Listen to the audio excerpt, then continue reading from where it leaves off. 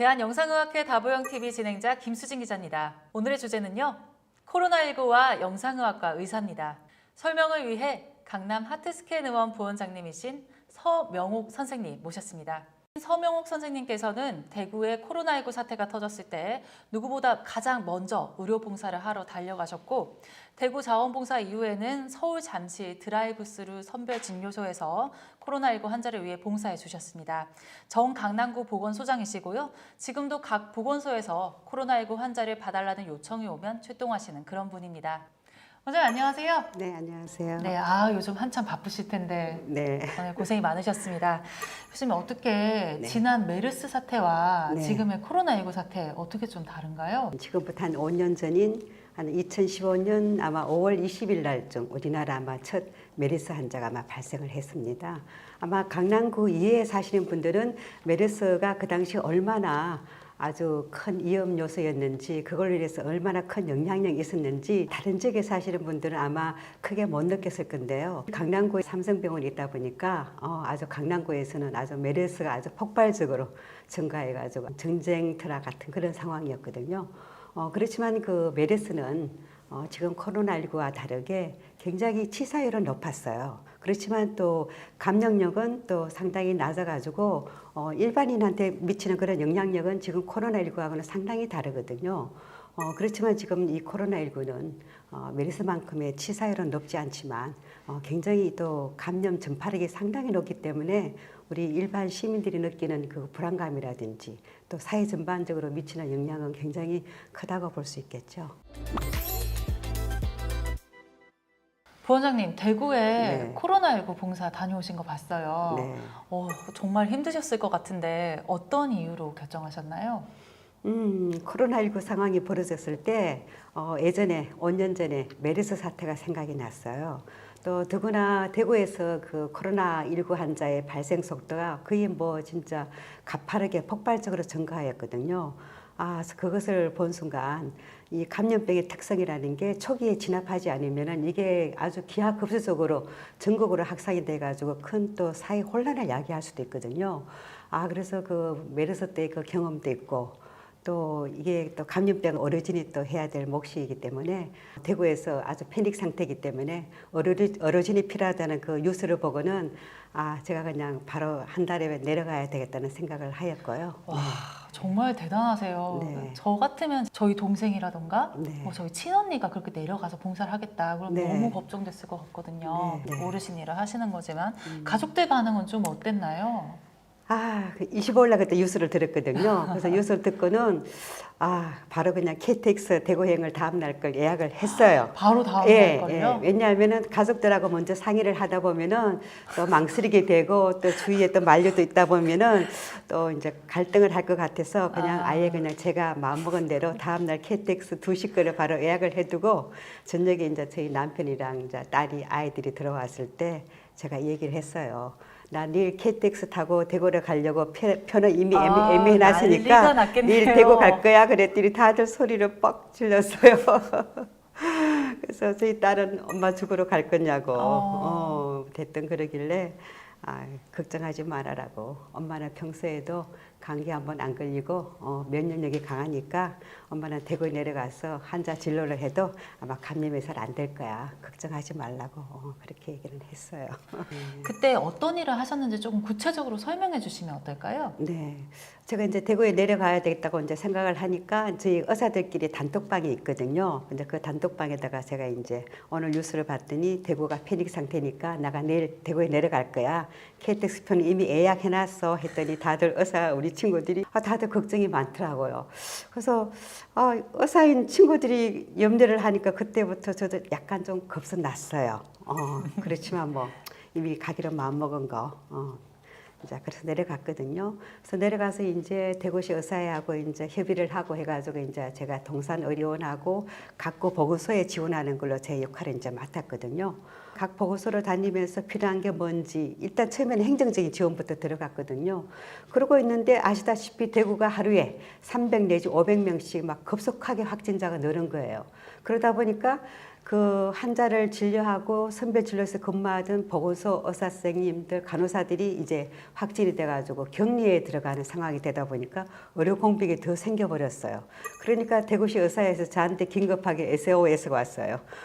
대구시 남구보건소에 지금 의사 선생님하고 담당 팀장님들 모두가 지금 격리됐으니까 지금 선별진료소를 폐쇄해야 될 지경이다.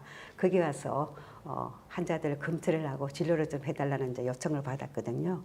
그래서 제가 이제 오케이 하고 바로 이제 남구보건소 선별진료소로 이제 투입이 돼서 거기서 이제 매일같이 아침부터 그냥 밀려드는 그 환자들을 검사하고 문진하고 그런 일상생활을 하였습니다. 그때 너무 힘드셨던 걸로 기억을 해요. 네. 많은 의료진 분들이. 그때 날씨가 굉장히 추웠어요. 그리고 이 선별진료소가 대부분 이제 격리를 두기 때문에 야외에다가 설치를 하거든요. 그래서 굉장히 날씨가 추웠어요. 그 텐트밖에 없는 그 선별진료소 안에 난로도 없거든요. 굉장히 몸이 굽고 막 하여튼 굉장히 추웠는데 그래도 육체적으로 그 추운 것보다는요. 이게 어느 정도 한 일주일이 지나다 보니까 이게 마음이 힘들었어요. 왜냐하면은 간염병의 진료 특성상 진료를 하면서 외부인하고 일절 접촉을 못하게 하거든요. 그러니까 매일같이 혼자서 아무하고 이 얘기할 수도 없어요. 이거 혼자서 숙소에서 있고 혼자서 진료하고 누구하고 이 얘기할 사람도 없고 이게 길어지다 보니까 굉장히 마음도 우울해지고 또 이게 식사가 또 제대로 안 되다 보니까 이게 저도 조금 피곤한 걸 느끼게 되더라고요. 그때는 이렇게 면역력이 떨어지니까 이게 내가 감염되지 않을까? 이런 또 불안감이 또 오고 하여튼 그런 육체적인 것보다도 마음이 힘든 부분이 더 힘들었어요. 정말 이게 어떻게 보면 의료진 분들의 숭고한 희생이라고 할 수 있는데요. 그게 끝나니까 어떠셨어요? 이제 2주간의 봉사가 끝나셨어요. 끝나고 이제 어느 정도 이제 대구도 안정화되고, 근데 마침 또 서울에서는 구로 콜센터에 또 확진자가 소규모적으로 이제 집단 발생을 했거든요. 근데 이제 대구하고 다르게 이제 서울은 굉장히 유동인구도 많지 않습니까?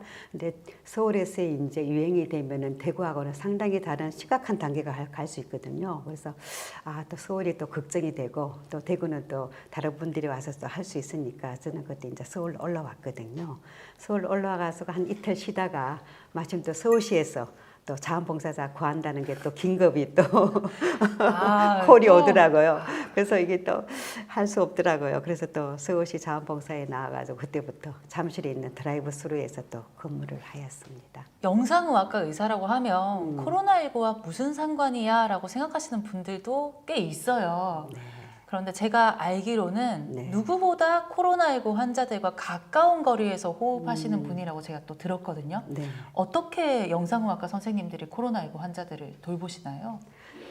아시다시피 그 영상의학과 특성상 우리 대학병원에서 수련받을 때 보면은 영상의학과는 진료 과목 모든 과하고 소통을 하고 컨퍼런스를 하고 때문에 모든 진료 영역에 대해서는 기본적인 지식은 다 갖춰져 있어요.